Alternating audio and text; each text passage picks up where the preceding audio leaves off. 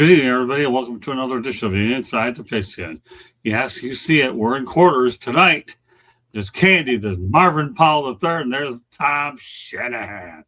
Great to have everybody on the show tonight. So, with that said, we're going to go to a few much fewer topics tonight, and that way everybody has an opportunity just to kind of take a little longer than normal instead of going with more. And I utilized that approach on last night's under Nate Sitch's baseball talk, and the overall response from who we had on was really good.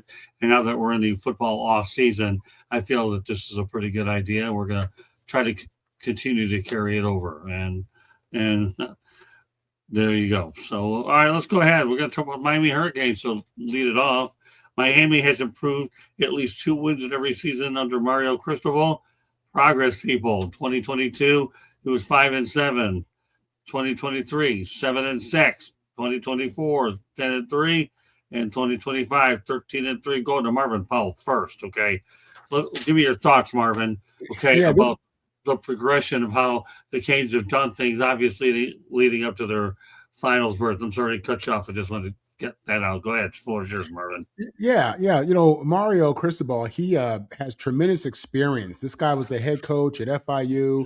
He was at Oregon. He's coached under Saban. He played at Miami, during the glory years. So, I mean, he's a really seasoned football person, a really seasoned coach. He's a guy who saw the GOAT, Nick Saban, do it.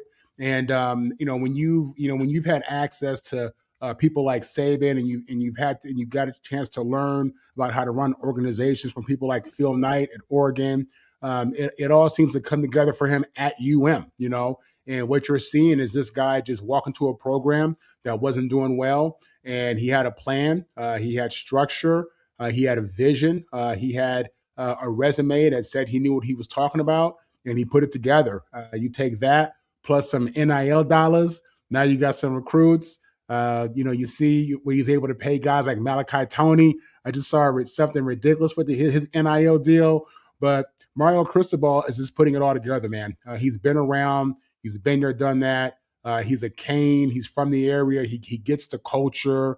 And, it makes sense that this guy at this time in his career is taking off. And, to do it at your alma mater, I mean, there's nothing better than that. Obviously, they fell short this year against Indiana, but it is very fair for UM and for UM fans and alum to feel like they are back, competing for championships, because that's what you want. That's all it's about, and obviously you want to win the big game, but you want to be able to compete for championships. So yeah, it's been remarkable what he's done. This is what good coaching looks like, and I'm a fan. I've been a fan for the Canes for a while. Happy to see Mario do it the way he does. He's a first class guy. He's doing it the right way, and couldn't be happier for him in that whole University of Miami brand. Glad you mentioned FIU. I'm going to add something to this, okay? T.Y. Hilton, wide receiver. I went to one of the best college football games, I swear, I have ever seen. It was like a 51-50 win in favor of FAU. And Candy will tell you, she can verify this, okay? I worked my tail off to get FAU into a bowl game, right, Candy? And why don't you let Marvin and Tommy know exactly what happened after that? Go ahead, Can. Well, I don't know that because I wasn't with you back in the day, but I know that you, Katrina McCormick, who's the PR person for the athletic department at FAU, has said how you were instrumental in the reason why FAU got a bowl game up in the Motor City Bowl, I believe it was, right, Scott? Yeah, I have a lot of connections in Metro Detroit. Then again, I have a lot of connections all over the country. Haven't taken my brand internationally yet, other than to make your own kind of music with some metal chopsticks. But give me 8 weeks or so. I'll get my act going around the trip. But yeah, it's T.Y. Hilton, one of the better receivers out there. Mario Cristobal, he played under this guy. In fact, I also want to mention the future episodes of Inside the Pigskin beginning next week as we lead up to the NFL draft. I'm going to insert a segment of a player that I spoke to over at the Senior Bowl and let everybody formulate an opinion on that. So that's something to look forward to. You'll find that there's some hidden gems and all kinds of different people here, and some of these may be 2-3 minutes long. So I don't think I can punish you with an 8-minute one. Then again, why not? It'll just save my voice anyway. So, beginning next was Tuesday night. Did I say Wednesday? I don't even know. Hell, I got to deal with Powell twice on Wednesdays, for God's sake. I have to deal with him 3 times in 2 days. But anyways, that'll be something that we're going to bring out, put it on the table. Whether it's 4 of us, 5 of us, 6 of us, doesn't matter. That segment will debut next Wednesday. No, Next Tuesday. Tuesday. Hello, is anybody home? Smack me across the head. Somebody that need a baseball bat. No, next Tuesday night inside the pigskin. I will go out there, and Candy will go out there and post a couple interviews, and I'll evaluate the ones we're going to put on there. All right. With that said, I got to turn over to Tommy. How much money is Miami got for NIL? Have you heard, Marvin? They got a lot. They're a top spender.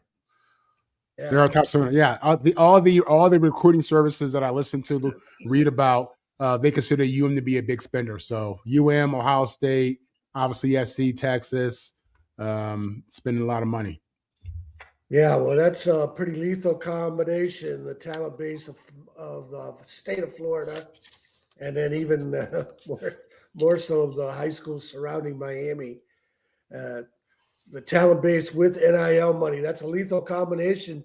The irony is that Mario used to coach at Oregon, and nobody spends more money on the program, at least the infrastructure. I don't know about NIL money, than Oregon and Phil Knight is Nike money. Yeah. And they have this many championships, Tom. Yeah. That's how many championships they have. Yeah. All that money they spend, you know? Yeah.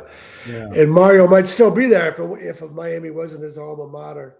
And another reason to believe they're spending more money than anybody is Darian Mensah was getting $4 million a year, $8 million total, 2 years, $4 million at Duke.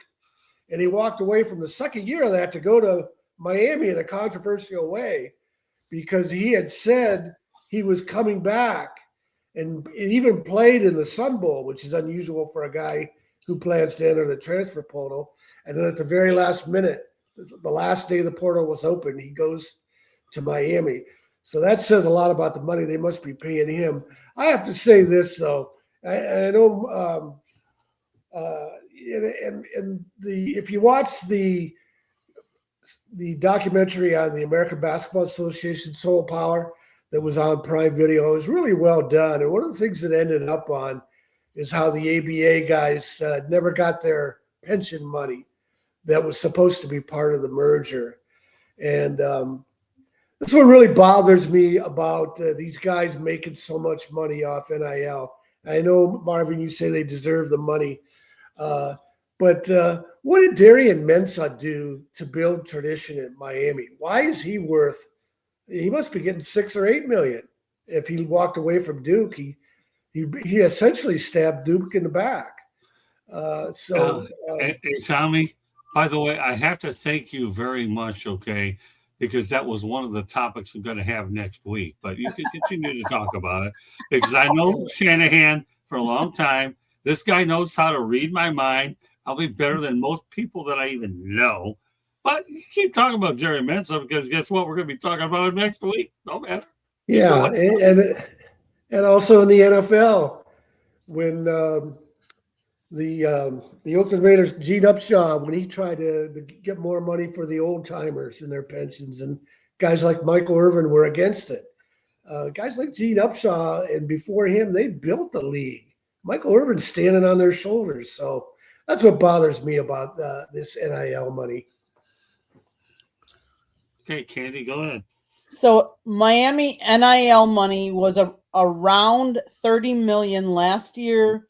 Indiana was at $21.1 million to give the audience a kind of a look-see. As far as the Hurricanes and Mario Cristobal keep increasing and building, Mario Cristobal is a really good recruiter. And I think he really knows how to recruit good talent. You know, he's a leader of men. He's building a culture down there, and the guys are believing in wanting him, and I'm going to bring in a guest here that seems like he's wanting to come on the show. Hey, Hello, just Mr. Bo. wanted to come and say hi. Hey, Bo, how are you? It's been a while. Hey, you're more than welcome to say hi any way you want. And by the way, if it makes you feel any better, Bo, I'm during the off season, what I'm going to do is maybe have 5-6 topics for the whole show. Let everybody go out there and run around Nice. a little bit instead of having a million of them. So you always have an open invitation, Bo. Please remember that, because we miss you on this show. You're one of the original people that helped me get this show. Bo, you ever met Tom Shanahan, by the way? No. Guess I don't what? think so. Hey, how you doing, Bo? How's it going? Yeah.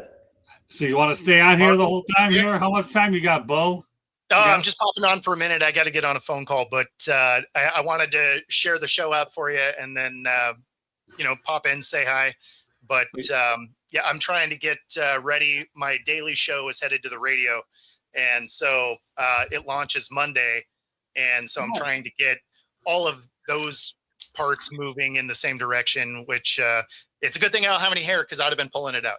So well, I'll tell you one thing. Our experience, Bo, with the Senior Bowl is fantastic.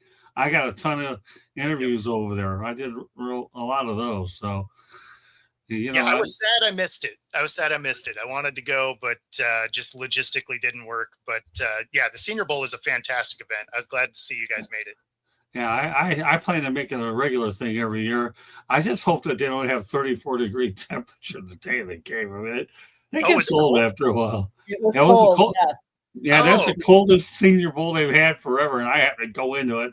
And when I came back, I was I don't know, I was a wreck. Under the weather. Yeah, it was gorgeous last year. So that's too bad. That actually makes sense timing wise, because basically the whole East Coast was cold. Yep. Yeah. So no, it was funny because it's been nice here in Seattle randomly. So everyone else is getting cold weather and snow, and we're just like, oh yeah, I don't know, it's 50 and sunny. Yeah, well, we enjoyed it. I'll tell you one thing. I plan to go there every year. I really do. So I enjoyed it. I got used to the format. About after practice, you only got 10 minutes to get whatever the heck you can get, and then you take advantage of those media availabilities. When you go to an event for the first time, you have to, let's see what hand I've been dealt, is the common thing that Gene Hackman would say in Hoosiers. And that was kind of like the mentality I had when I was at Senior Bowl. Now, I was telling Molly Middleton, as I said goodbye to her, man, I'm coming in. I'm hooked on this. And they don't give you a lot of information when you first get there. So that first trip to Senior Bowl, yeah, you are exploring the stadium and figuring out that the press conference is like hidden behind the building up 2 floors. You're just like, where are we supposed to go? And it's this cloak and dagger, hope you can find it. You're like, I feel like it would be helpful if you guys just like told us where stuff was, but that's not really how the Senior Bowl works. So yeah, your first time there is absolutely just trying to figure out what the hell is going on. Well, we got 24 people on tape. So, perfect. And I also got a few other things I was able to get done with Stanky Field on University of South Alabama campus. And I was also able to go over to the other place. Was it Ladd Stadium? I think Ladd Peoples Stadium. Oh yeah. And I did a little mini. I ended up doing a little mini video outside of there as well, which is kind of cool. I mean, why not? If I'm going to hit the Senior Bowl, I'm going to hit it every way I can. And then next year, and it's going to be going back to Ladd. Oh, is it? Yeah. So they're supposed to be reworking Ladd Field, and so that'll end up the Senior Bowl back. It sounds like it's still a couple years away. But okay. I was told that was the plan. I didn't know that. Okay, well, good. I'm hooked on this every year. I won't have a problem getting me to go up to Mobile. People in Mobile treated us really, really, really well, and I'm looking forward to go to Ladd Peoples Stadium. I will say this: the University of South Alabama campus, is really a nice campus. It really is. Yeah, we absolutely really enjoy it. Tom, you ever been to USA? I mean, no, but did you see the statues of Hank Aaron and the other famous athletes from Mobile? No, I didn't. There's about a half dozen of them. Yeah, No, I didn't. I know the artists who did those statues. They went up a couple years ago. Do you know? Have you seen those, Bo? Do you know? No. So it's funny. The Senior Bowl is such a ridiculous week. I did not explore Mobile at all. between going to the practices and then the different media things, and then going back and trying to do my daily show and then write articles and stuff, I was in Mobile for a week and saw none of it. Really? Wow. Yeah. Yeah, maybe it's located downtown, but it's Hank Aaron and a lot of their famous athletes. About a half dozen of them, I think. There's a ballpark that we went by. Candy, do you remember what it was? I think. Hey, Earl, how are you? You did a video out of it too. Yeah, I did. Let's see. But they didn't let us in. There was a stadium over there, and it was all gated. I think there was there's a 9-foot tall bronze statue of the Mobile native and baseball legend Hank Aaron. It's installed in the Hall of Fame Walk of Fame in downtown Mobile, Alabama. Yeah, we never made it to Satchel, that. Yeah, listen to this list: Satchel Paige, Willie McCovey, Ozzie Smith, Billy Williams, and NFL player Robert Brazil. But obviously Hank Aaron and Satchel Paige. It doesn't get better than that.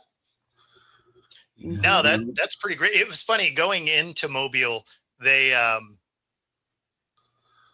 was like, oh, like what are some things? And they're like, oh yeah, the Battleship Museum. You got to see that. And I didn't see that because here in Seattle we have all of that stuff anyway. And then outside of that, the next thing they told me, they're like, oh yeah, we have more murders per capita here than anywhere in the US. I was like, oh, I feel like that's probably not something you should tell people when they visit your town. And then they also want to tell you that it's where Mardi Gras started, even though New Orleans does it bigger. Mardi Gras started in Mobile. But that's kind of that was kind of it, right? I was just like, all right, well, I mean, like one of those things is an interesting fact. A battleship, coming from Seattle, don't need to see that.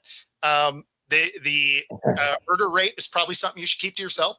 I don't go very far. I just went to the hotel over to the other stuff and stayed away from everything else. I don't deal with that stuff. But yeah, I got to mention this. If bringing up the battleship, a guy named Tom Abels was like San Diego State's biggest fan ever. He goes all the way back. He went to the school post World War II. He was there through all the great Don Coryell glory years. He suffered through the down years, and he served on the Alabama in World War II. And so late in his life, he lived to be about 90. So I think when he was about 85 or so, San Diego State played a game. Maybe it was against South Alabama. I'm not sure, but that was a big deal for him to be able to tour the Alabama all those years later. Mm-hmm. I didn't realize you guys were live. I didn't realize I'm messing up your show. Oh, seriously, we're live. You're always welcome on this show. I was just coming to say hi. Let me tell you something. At the beginning, for those people that don't know the history of Inside the Pigskin, this guy here is one of the originals that helped me get it going. So anytime Bo Crouch ever wants to come in this show, he has an open invitation. Well, I appreciate you guys entertaining me while I was here. I do got to jump on my phone call. Great to see you guys. And have a great rest of your show. Congratulations on your Seahawks. Yeah. Yeah, absolutely. Good to see you too, Bo. It always is. I view you as an extended part of the family. You've been with the South Florida Tribune media for the last several years, and for those of you that want to know how long it's been around, I have to admit, this was my first. I had hair when we started. I don't know what I had back then. I get asked this question a lot, and because I've always worked for other places, like particularly in the media and home improvement places. But my first shot at doing business on my own being this, okay, I don't count insurance and all that other business because you can't put it all in LLCs or however that stuff works. it's been really fun because I've watched this thing grow from the ground up. You know what I mean? From the minute you have one YouTube subscriber all the way to reaching a good number and all the media distribution partners. I wouldn't have gone in business for myself unless I really thought I had a sure shot, Bo, that I can make it. And here we are, 8, 9 years. We're going strong. We're always learning everything. Technology will drive anybody crazy. I mean, I certainly hate it, but yeah, I've enjoyed this. I mean, here I am in a later in my life, and I look at it this way: the one business endeavor that I took on my own that I could really work with was one in my industry. And I'll tell you one thing: I'm grateful for that because I got a book to show for it, among a lot of other great memories as well. So, people don't know the background out of it here. We only have a handful of topics today, so it's just great that we can bring a lot of different things into the program, and more importantly, they get to see one of the originals, Bo Crouch. In fact, for that matter, Bo, what I want you to do now that you popped on here, let everybody know how they get a hold of you, how to follow you, because that doesn't change. Yeah. So on socials, it's Football Talk with Bo. My YouTube channel is at Football-Talk, and coming March 2nd, 97.3 ICU Radio. Sounds good. All right, Bo. Thank you very much. Congratulations. Good luck. Thank you. Congratulations. Thanks for being on. So here you go, Marvin. You got a little bit of a taste from the history here of how this show began its origination. And Bo was the one guy that every time I got in technical jackpots here, okay, he was always the first one to answer my text message. This guy's great. We could say Candy and I, we surround ourselves with a lot of good people over the years. I know recently George Eichhorn retired, obviously 70 years old, would not do that to anybody. Tommy's looking fantastic. Me, I'm just struggling to get through one doctor appointment as another, but this thing keeps me going. All right, well, I know we got off track a little bit. Let me add a couple things here. Marvin, you remember the guy from USC who had been to 1,000 straight games? Yes. Yes. Yeah, and he actually died at the USC UCLA game. Mm-hmm. I think in the late 80s. Later than that. It was later than that. Was it that? But anyways, Tom Abels had a similar streak at San Diego State. He went to about 700 straight games before he died. So I wanted to mention that after bringing up Tom Abels. And then the other thing I want to mention about Miami is they got to recruit one of the guys that I always write about one of the top players in the North Carolina area around Raleigh-Durham for the News and Observer. One of the guys I wrote about was a kid named Keyshawn Stencil, defensive lineman, big kid and quick. He's got a lot of potential, 4-star guy. And he had originally committed to Clemson, and then he later signed and is bound for Miami. So I'm sure NIL money had something to do with that. Although Clemson had a disappointing year too. But yeah, if you were to Google Keyshawn Stencil, you might find the story. Yeah, Marvin, I'm glad you brought up Malachi Tony because probably on next week's show or over the next couple of weeks, I'm going to be talking about Malachi Tony and. Obviously, Tommy let the cat out of the bag about Darian Mensah, so it'll be interesting how I could get these topics in, and we're going to have more time to talk about it. Candy, did you have an opportunity to talk about the Canes improvement? I was talking about it when Bo came in. One of the things that I would say is obviously Mario has done a great job recruiting. He's losing a lot of big name players this year. Ruben Bain Jr., Francis Magawa, Markel Bell, Keontae Scott, Jacoby Thomas, just a number of the impact players that are leaving. So Carson Beck, of course. So it'll be very interesting to see. Yes, we have Malachi Tony returning, and he's switching numbers, by the way. So to look out for that. But Mario loves Miami, and he brings a passion with him about Miami because he's played there, and he loves that. And I think when a coach does that, they can convey that to their players, and the players, you can't help but want to play for him and play well for him. So, I think Miami was smart hiring Mario Cristobal, and the talent that he's brought in as coaches as well has helped. Jason Taylor, obviously, he's a big name, and bringing he's brought in and part of the recruiting as well. So it'll be interesting to see how they do this next year after all these big name people leave. So All I'll say is I've enjoyed working with Mario Cristobal. He's a class act, and like I said, I feel fortunate that I could get there.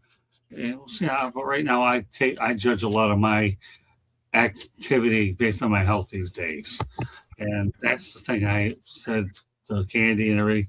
When you're dealing with Alzheimer's disease, nobody understands it until you have it. Okay, and I am dealing with Alzheimer's disease.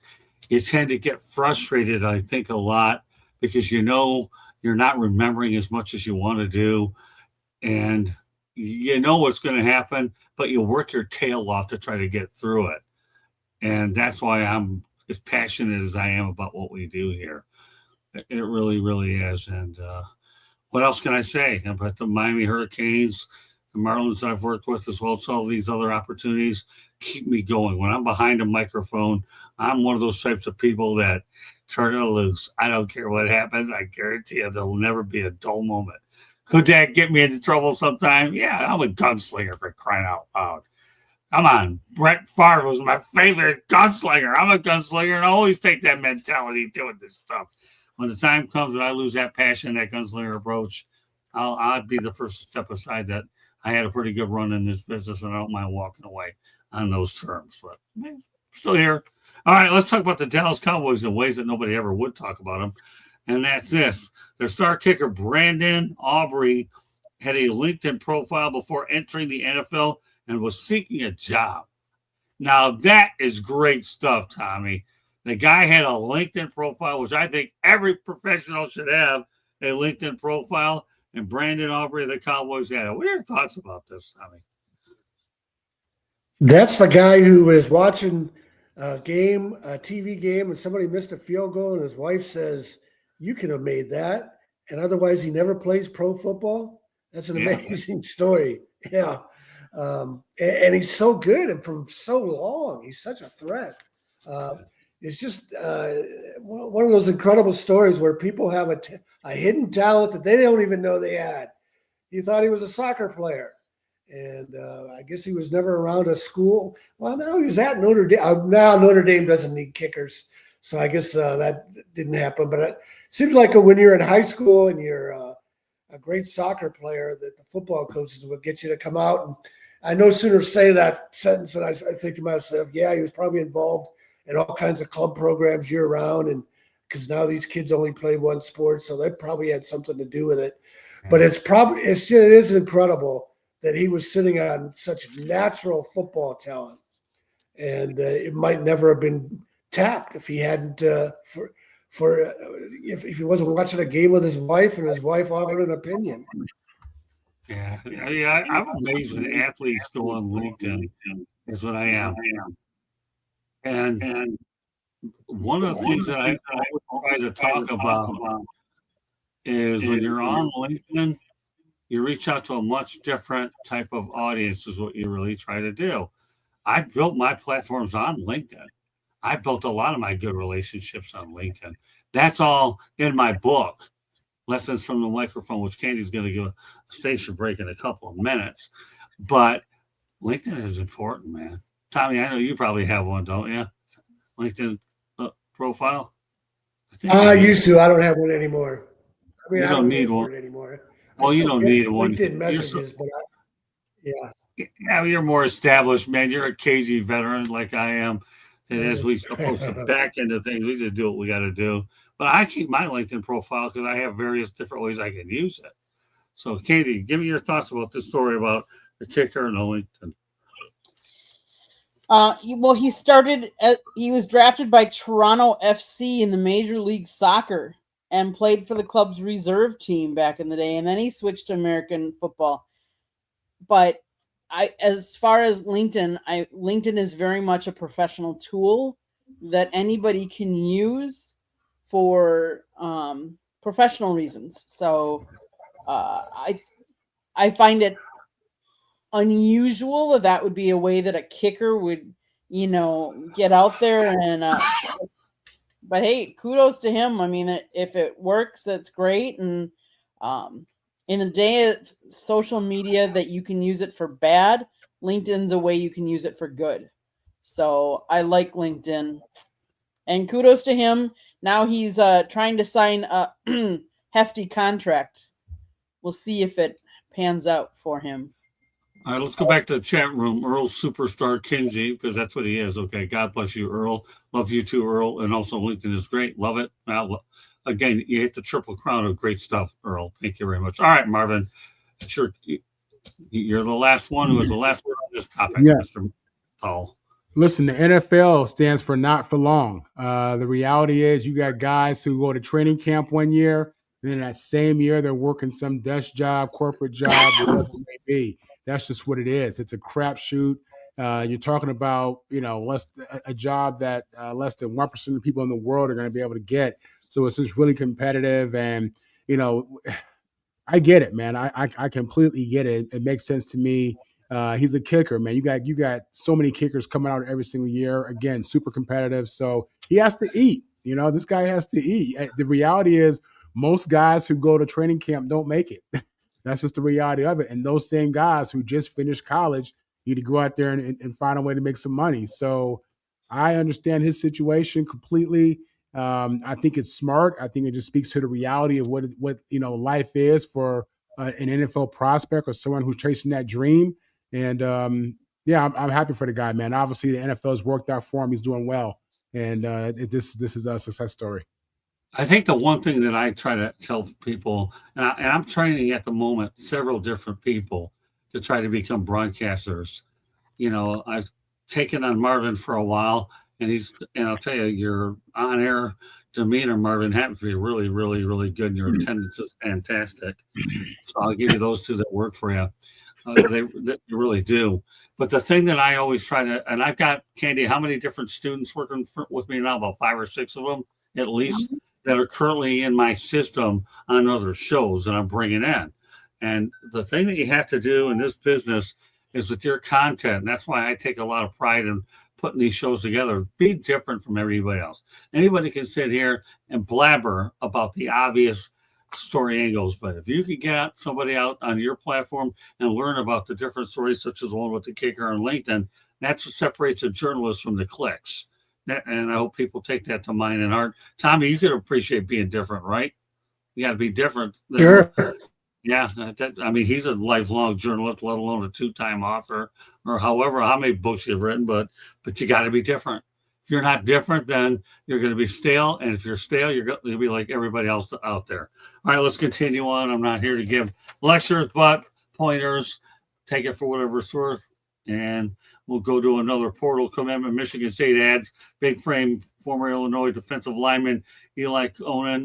This guy's 6'7", 290 pounds. Who spent 1 season in Illinois and played in all 12 regular season games. All right, Tommy. Every now and then I like to get Powell his USC stuff. Now we're going to go to Michigan State, and that's your Michigan State Nugget. What's your thoughts on this addition for Michigan State? It can't hurt that we were our pass rush was terrible last year. That was one of the big problems with the team.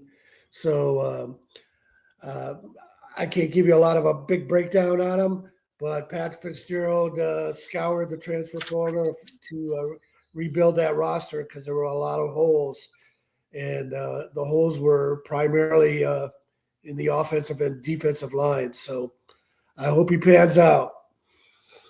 Marvin, some thoughts about adding guys 6'7", 290 to go out there and scare the daylights out of a few people? Tommy's right. I saw Michigan State's team up close when they played USC. They have no pass rush whatsoever. Right. So yeah, it's a situation where this can only help them. Pat Fitzgerald is a proven coach, good coach. I believe he'll do great with that program. And yeah, they have to get as much talent in there as possible. The good thing about the portal is you could be a team that if you have some money, which Michigan State does, you can completely change your team and change your fortune going into the season. So this is part of that process. Let's see what this kid does. Candy.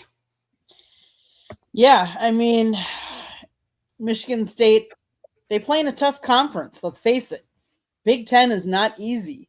It's not a cakewalk conference. So you have to do whatever you can to play and compete with the Ohio States and Michigan inside, and having two Big Ten schools inside the state, you got a lot of rivalry right there. That also adds intrigue to when you are recruiting.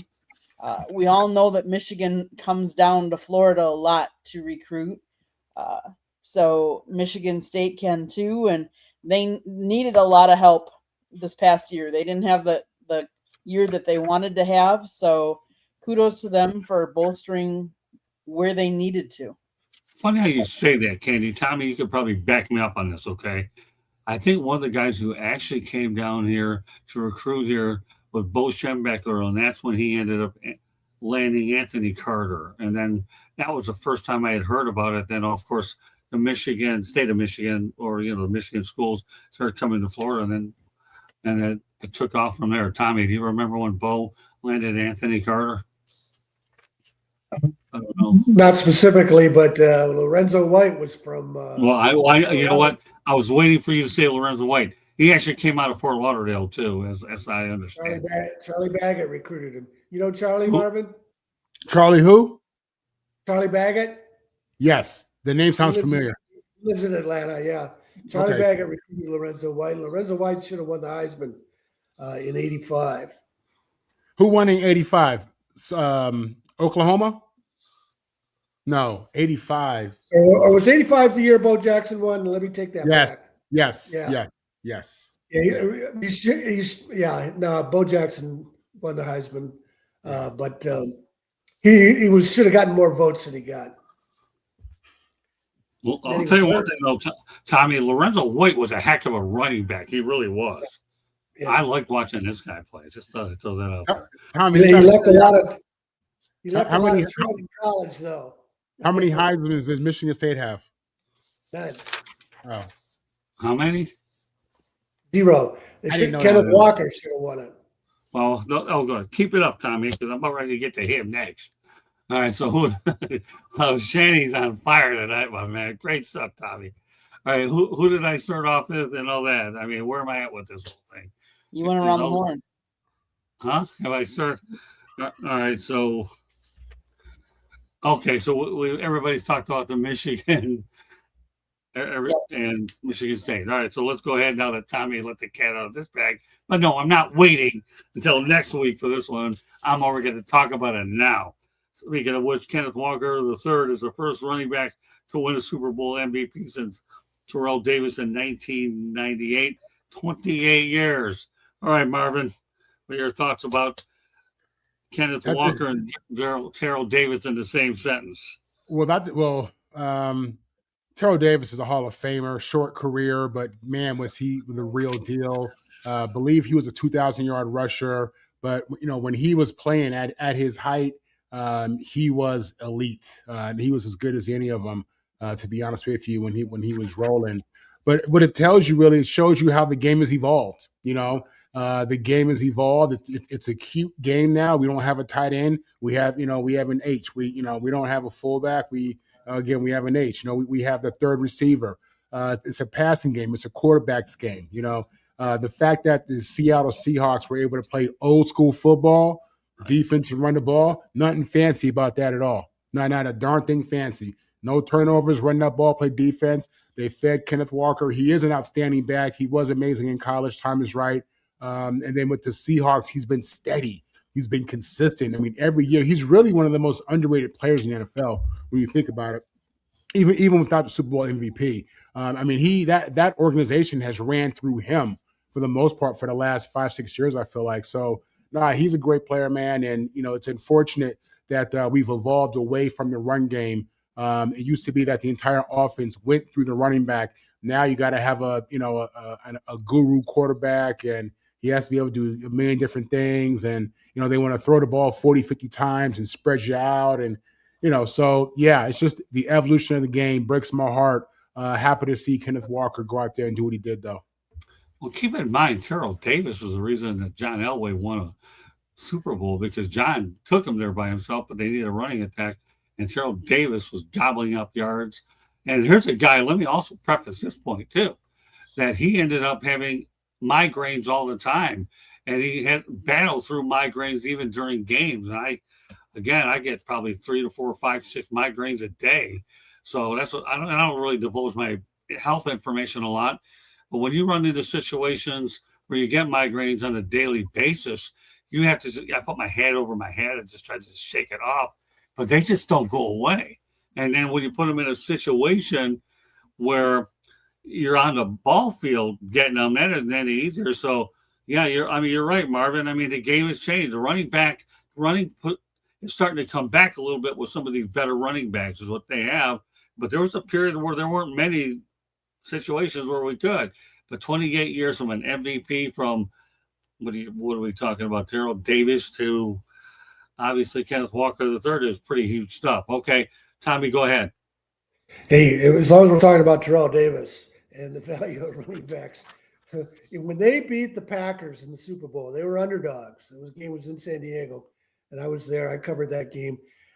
He had one of his migraines, and they asked him if he could just get out on the field as a decoy. He said, "We're not going to give you the ball. We just want you to be a decoy."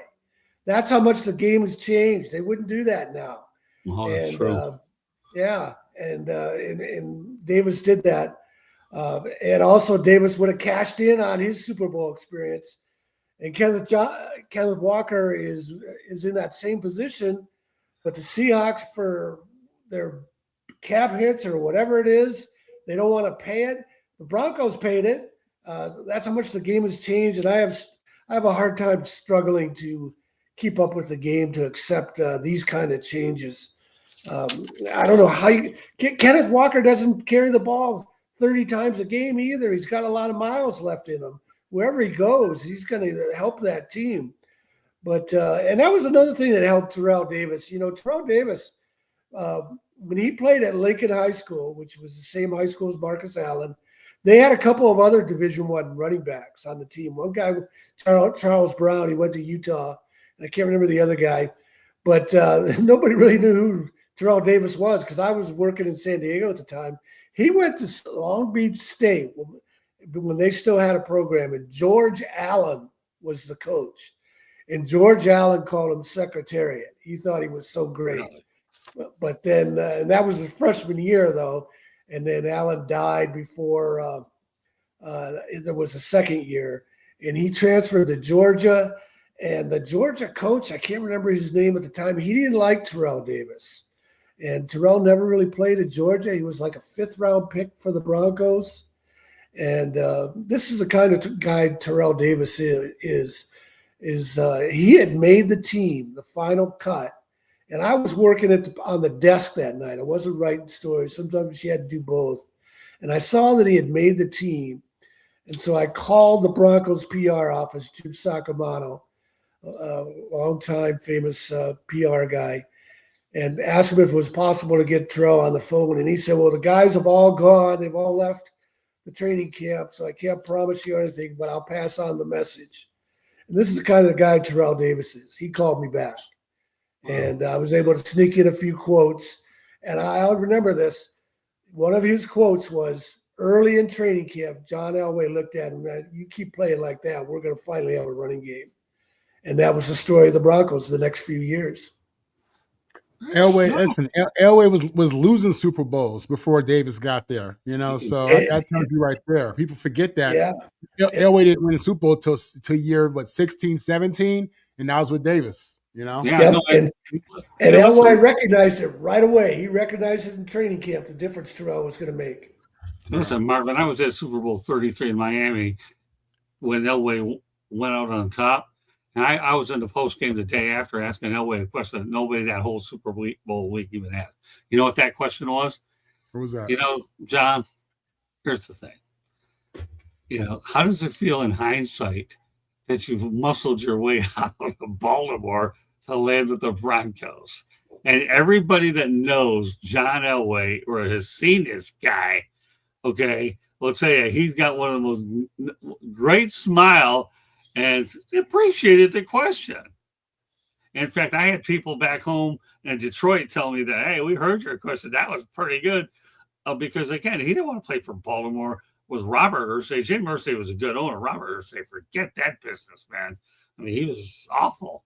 And John Elway managed to work his way out by leveraging him in the New York Yankees because he had a baseball contract, too, until he subsequently forced his way over to Denver. I don't have to tell you, though, it's in the eyes of Paul Harvey, the rest of the story. Remember Paul Harvey, Tommy? Oh, yeah. Yeah. There's a documentary. I'm not sure if it's on Prime Video or Netflix on John Elway. It was really well done. It's excellent. When I was around John Elway, he was pretty classy. And for me, with my first of 5 Super Bowls, to see John Elway, my first one, going on top, I couldn't have painted that picture any better here in Miami. All right, Candy, some thoughts about Kenneth Walker and Terrell Davis.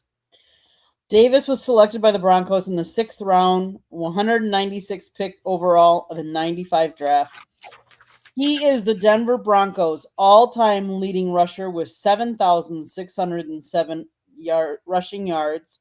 He still holds the NFL record for the most rushing touchdowns in a single postseason, scoring 8 in the 97 playoffs, culminating in him winning the Super Bowl MVP award. And in 1998, he became only the 4th NFL player to rush for over 2,000 yards in a season. So in his career, which was only 7 seasons and was shortened, his rushing yards are 7,607. His yards per carry were 4.6. His rushing touchdowns were 60. Now, to give you to counteract that with Kenneth Walker, he's been in the league since 2022. He has rushing yards of 3,553. His rushing average is 4.3. He has rushing touchdowns of 29. Now, the difference between the two of them is Kenneth Walker also has 133 receptions, 1,005 receiving yards, and 2 receiving touchdowns. So, to Marvin's point, the game has really become more a quarterback passing league, and a running back is a dual threat. They receive and they rush. Heck of a player. That's for sure. Anybody else anything before I move on? Marvin, Tommy? That's good. Good? We're good. Okay. 2 more topics to go to. So up to this point, how does everybody like this format that we're working on? Marvin, I'm going to start off with you. I can't hear you, man. I never did take reading. I never did take lip reading. Sorry, Marvin. No, I'm sorry about that. Yeah, no, it's you're cutting the show in half. I mean, like I said, you built me for 2 hours, so this is like a mini marathon. You know what I mean? It's all good. I'm conditioned for the marathon, so it's. Don't worry. I don't say there aren't any marathons left, but you think? Hey, listen, Paul. Do you think I'm going to make it real easy for you? Okay, and let you think I'm so darn predictable? No way, man. Get over it, pal. Keep me on my toes. I get it. That's it, brother. Good stuff. Okay, 2 more topics to get to, including the feature one of the night. Excuse me. Notable free agents that you can expect. Trey Hendrickson. Obviously, he's an edge out of Cincinnati. Mike Evans, wide receiver out of Tampa Bay. Trevon Diggs, cornerback out of Green Bay. Christian Kirk, wide receiver out of Houston. Aaron Rodgers, obviously, Pittsburgh Steelers. Let's see, where are we going to go? Daniel Jones, quarterback out of Indianapolis. Kyle Pitt, tight end out of Atlanta. DeAndre Hopkins, wide receiver out of Baltimore. Deebo Samuel, wide receiver out of Washington. Russell Wilson, quarterback for the Giants. Kenneth Walker, we just spoke about him. Running back out of Seattle. Joey Bosa, edge rusher out of Buffalo. Travis Kelce, tight end with Kansas City. Reed Blankenship. It's an interesting name on the list. Safety for Philadelphia. Tyler Linderbaum, obviously, is a center. And then we got Baltimore has, he's out of Baltimore. Breece Hall, running back on the New York Jets. Rick Woolen, cornerback of Seattle, and last but not least, Dallas Goddard of a tight end out of Philadelphia. So I know I've listed a lot of names for everybody to digest. I get that. So I'm going to start off with you, Marvin. To try to break this down a little bit more simple, who do you think are the top 2 or 3 agents out of this group? I think you gotta go Diggs. I think corner is a premium position. Okay. He's a player who's had success, so I think corner is one of those must-have positions. And then from there, probably for the Steelers is going to be retaining Aaron Rodgers. As crazy as that may sound, Mike McCarthy he's familiar. They have some pieces. If they want to try to be competitive, I mean, they're going to have to do something at quarterback. If not, they're going to have their first losing season in 20 years. So, I'll go with Aaron Rodgers to the Steelers and Diggs. Okay. Yeah. I like that. Okay, go ahead, Tommy. Yeah, this wouldn't be my specialty, but of course I'm going to say Walker. And like Marvin said, cornerbacks are important. I don't know. Is Mike Evans still have a lot of years left in him? I mean, he got gas in the tank. Oh yeah, yeah. He's he a played. good player. He's big guy. He'd be a good addition for anybody. By the way, thanks for the kind words, Earl. I appreciate you very much. You're great, awesome, man. Okay, so who are your 2, Tommy? Yeah, Walker, Evans, and Diggs. All right, Candy, who you got? I mean, I think we've all talked about how this is a quarterback-driven league right now. I think you got to start with your quarterbacks. I mean, you have Daniel Jones, Malik Willis out of Green Bay is a free agent, and I would definitely say Aaron Rodgers. I mean, at 42, I know but he showed some life last year, and he got his team to the playoffs. So, he's going to be a Hall of Famer.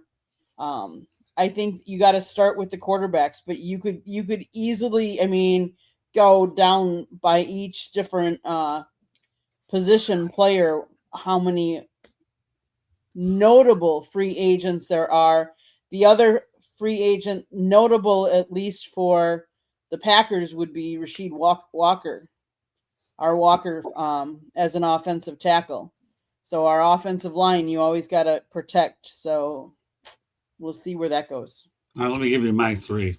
Walker, I have no choice but to go with. This guy is a multi-dimensional player. He can catch the football, and he can also, obviously, we saw what he did as a runner.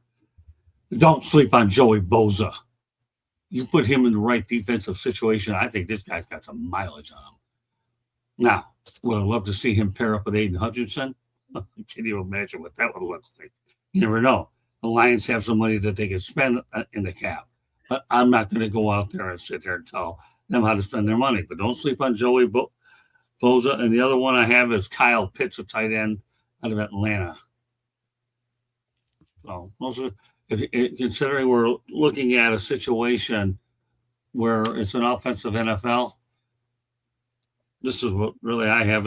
And of course, here I am putting 2 offensive guys and a defensive guy, but I think Joey Bosa, you put him in the right spot, he's going to finish his career pretty well. I thought about Pitts when you said it, just because Stefanski's going to need, first of all, what's their quarterback situation? And Right. No matter what it is, the tight end's the quarterback's friend. So Pitts was the first guy I thought of, but I just felt that Diggs and Rodgers would be a better answer. But that's definitely somebody who I think would be third. No, I mean, what you say is very valid and legitimate. I have no problem with you saying that. I mean, right now, the only chance that Pittsburgh has to get Rodgers is because of what you just said anyways, right? Mike McCarthy. Right. But they obviously had opportunity. I mean, the guy they drafted last year had a lot of injuries, so they're still an incomplete on this guy. We don't know. With Penix, I mean, he showed flashes, but the problem with him is he's injury prone, and if he is healthy going into next season, he's going to need a tight end. I mean, tight end is a young quarterback's best friend next to a running back, so that would be a smart move for Atlanta to sign Pitts, regardless of the quarterback situation. They need that. Yeah, well, so there you go. You just Yeah. great minds think alike to yourself with that comment. So that's all I'm going to say about it. Final topic of the night. But guess what? You get parting shot. So yeah, unofficially, you're going to have another topic, but nobody rebuttals it. You just all to yourself. Okay. So Notre Dame 2026 cupcake schedule. Man, how they keep getting away with this is anybody's guess. But then again, they're an independent. I'm going to list off the opponents. They're going to play Wisconsin out in Green Bay, Lambeau Field. And then they get Rice. They get Michigan State. They get Purdue. They're at UNC. You get Stanford. You got BYU. You have Navy. They host Miami, which I hope to get to. Boston College, SMU, Syracuse, but no USC. I know that makes you really upset, Marvin. And since I said no USC first, I'm going to let the Marvin go out there and have a little Marvin rant if he chooses to do so. But Notre Dame, my gosh. I mean, and we're going to get into this later on, so it could overlap. I know that if they get within the top 12, they have to go. Well, this schedule probably helps them do that. They got some work to do in the college football playoff. This show's not designed for that purpose. Marvin, some thoughts about their cupcake schedule? They need to go undefeated. Period. They need to go undefeated. Okay. I don't think that in the Big Ten, if you go 10-2, you're going to the playoffs. If Notre Dame goes 10-2, they shouldn't be the number 12 team. Now, any one of those teams could be Cinderella. Right now on paper, we're saying they have a weak schedule, and I think we're proving to be weak. But at the end of the day, they have to go win those games. Everybody will be up to play against Notre Dame. Most of those teams don't have a $40 million payroll like Notre Dame, so that's going to be a different. That makes a big difference there. But this is them being strategic, man. This is them making moves, playing chess. They don't care what you say about the regular season. You saw how they ducked our game. Marcus Freeman said anytime, anywhere. We said week 0. They said no. And then, they went ahead and signed BYU. So they're just trying to get to the end, man. They're trying to get into the tournament. They don't care about how it looks. In one sense, I hate it because you see, the SEC and the Big Ten, building their conference up and making this so competitive. And you have Notre Dame out there playing cupcakes, literally playing cupcakes, not wanting to commit to one of the premier conferences.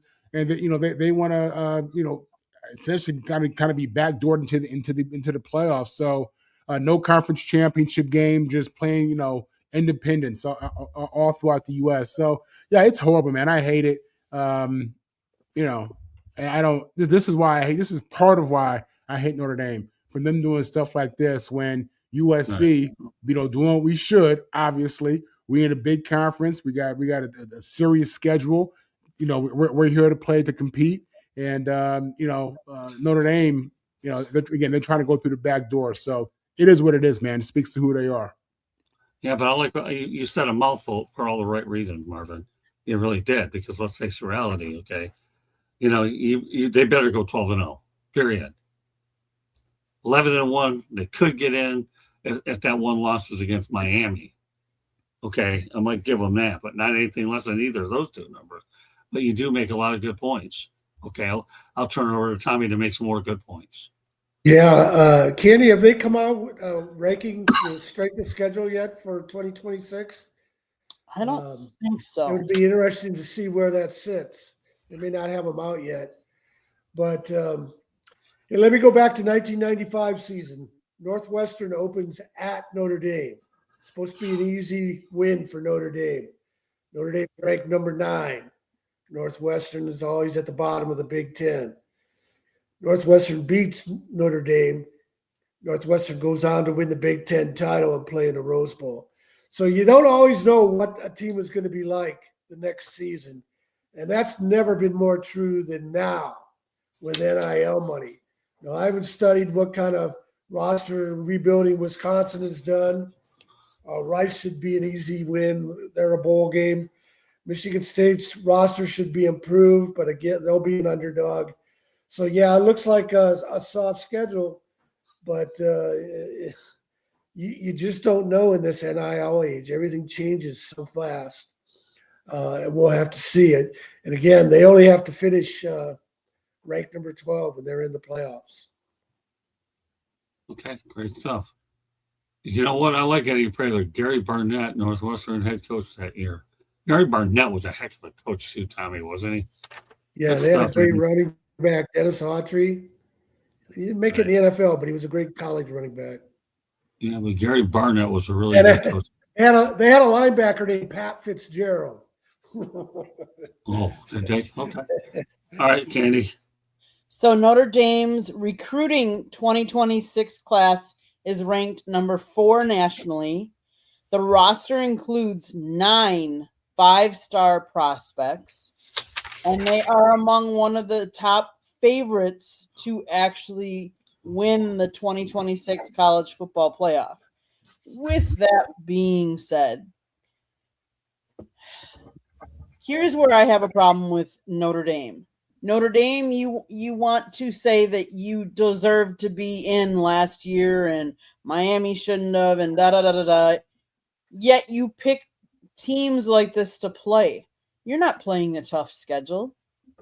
That is not a tough. I mean, and don't get me wrong, I'm a Badger, but the Badgers have not been. They've had bad luck the last couple of years because each year on the first game for the last 3 years, I believe their first string quarterback has gone down each of the last 3 years. So they've had some tough luck. But to open the year out in Lambeau Field is pretty cool. That's a cool thing for the Badgers as well as Notre Dame. But as far as your schedule, Notre Dame, you lose a lot of respect with playing soft schedules like that and not honoring teams that you used to play, rivalries that you've played, only because why? They're tougher now? Is that why you decided not to continue your rivalry against USC? Just my thoughts. And yes, you're going to have to win out, and I'm going to say you're going to have to win out all of them. Yeah, I'd say 12-0 is what they have to do. Take USC off the schedule is absolutely outright stupid. Period. It's a major rivalry game. I know lots of, and over the next few weeks, I'm going to go over some things that I've been picking out from my different sources about games that have been knocked off because of the SEC 9-game schedule. I get that, but let's be realistic, okay? When you're an independent, you can pretty much pick your schedule. I'm not drinking the Kool-Aid. I'm not going to do that. All right, time for party shots. Marvin Paul lead off. Parting shots. I have, I've been a big fan of Floyd Mayweather Jr., the fighter. I thought he, 50-0. He's phenomenal. I got mixed feelings about him coming back to fight Pacquiao in September. Obviously, this is going to be a huge money grab for these guys, but it really breaks my heart to see these dudes, get out there. And I don't know if they're broke or all the rumors. I don't know. But, I can understand them having the passion and the desire to not want to quit the sport. But, man, I don't want them to go out there and get hurt. It breaks my heart every time I see Mike Tyson out there. And he's going to fight Floyd, too. Guys to be healthy and happy. But I think they're out there just having fun, doing what they love to do. Great one, Marvin. And I do want to preface the fact that even though this is a football show, parting shots, you can talk about any sport you want. And I'm glad that Marvin put the Floyd Mayweather Jr. out there. Good stuff. Yes. Types of segments where you can just go wherever you want. And great job. Oh, so you stole a second one. You stole the one I had. Yeah. It's a short show, so you might as well, Yes, these short shows that used to be hammering them with marathons. That's okay, Marvin. It's all good, pal. Okay. Even though I'll get to mine last. Go ahead, Tommy. Oh, I'm going to talk hockey too, but in terms of fanboy Kash Patel, the FBI director, he crashes the locker room. He's chugging beer and holding medals up and celebrating with the players. You're the FBI director. You're not a fanboy. I want to say it reminds me of when J. Edgar Hoover was celebrating with Jesse Owens at the 1936 Olympics. The guy has no class. He used to complain about the previous FBI director, Chris Wright, flying around on a private FBI jet. And that, what is he doing? He's flying over to Italy to be a fanboy with the hockey team, the safest story in America. Nobody's going to criticize you for hanging out with a hockey team. It was disgraceful and a terrible representation of our government. Okay, Candy, what's your parting shot? Kudos to Mike Tirico. I think the way you ended the Olympics and talked about after the hockey game and at the end was great. He ended it, the men won 46 years prior to their previous winning. But he went out there and I'm quoting him now. For all the young people out there, all the Olympics you've watched, those dreams are formed now. Go chase them. Go get them. I thought he did a really good job. Kudos to you, Mike Tirico. All right, my parting shot goes out to Dylan Larkin. This poor kid here has played on one losing team after another with the Detroit Red Wings. And I'll tell you one thing, for all the losing, he's a Michigan kid anyway. He's going to stay there. They've extended his contract, but Dylan has only won one playoff game in his entire NHL career. And I'm just so happy that Dylan Larkin of the Detroit Red Wings got a gold medal. And that's something he can be proud of. And I'll even take it a step further, okay? You've got four men's players from the Metro Detroit area that ended up winning goals, and a woman, I think her name was Megan, whatever her name is. I don't know. You have a woman that also won one. So you got 5 Michigan players ended up with gold medals. But the main one here is Dylan Larkin. Dylan, I'm glad you got your gold medal. Now it's important to see if we get you back in the playoffs so you can continue to play postseason hockey. But I can tell you one thing. He got some valuable exposure about high leverage hockey. Another one, too, is Connor Hellebuck. This guy here is actually from Commerce, Michigan. And again, Commerce, Michigan, Dylan's actually from Waterford, Michigan. I actually live not far from there out in Highland, Michigan, about 20, 25 minutes away. So, it's good to see these guys come away. And you talk about a goaltending performance for a guy who stood on his heels. Connor Hellebuck, you made me a fan of yours forever, just like Jim Craig many years ago. So that does it. So, all right, now one last thing we're going to do, and it's called the Shanahan Report with Here's Tommy. Yeah, go to my website, tomshanahan.report. One of the new stories I have is at my podcast, The End Game. I talk about the Flintstones. And the Flintstones, you're probably thinking, Mateen Cleaves, Antonio Smith, Charlie Bell, Morris Peterson, 2000 national title. No. The Flintstones in Michigan State are much deeper than that. It goes all the way back to the 50s. There's just been a long string of legendary athletes from Flint to Michigan State.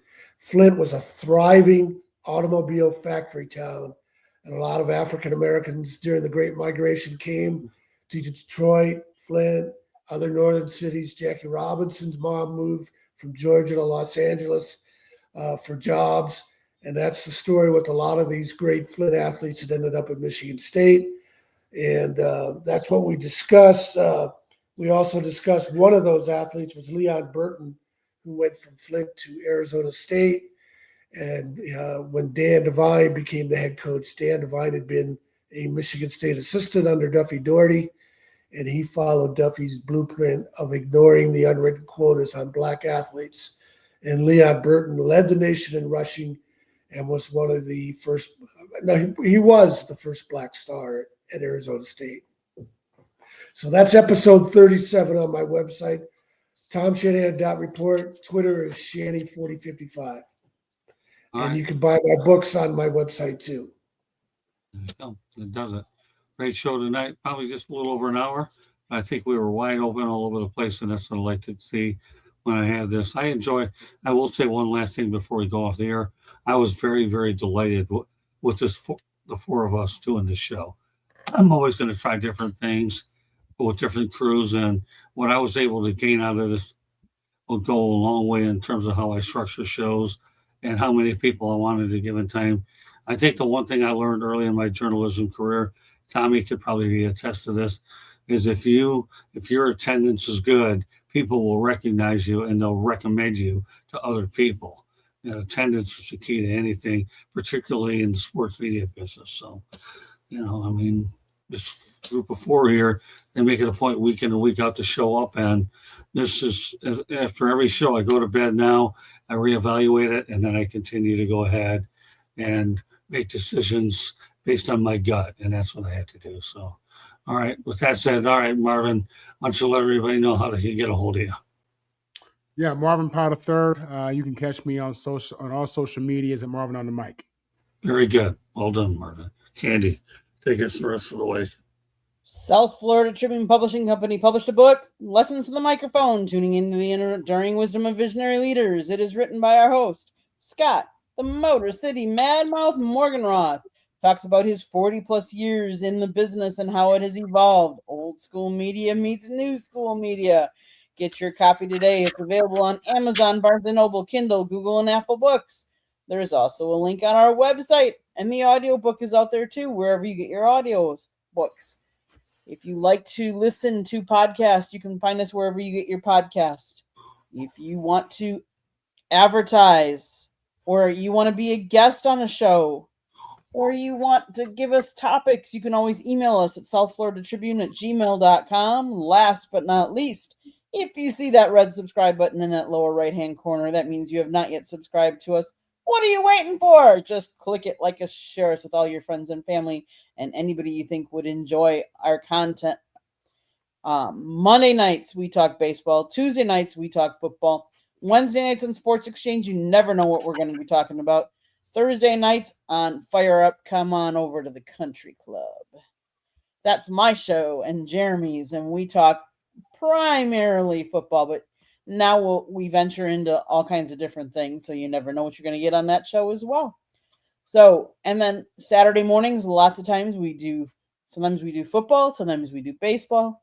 You never know, or if we're out in the field, we might not be, but that's why it's important to have that notifications on so that when we do go live, you are informed and can join us as well.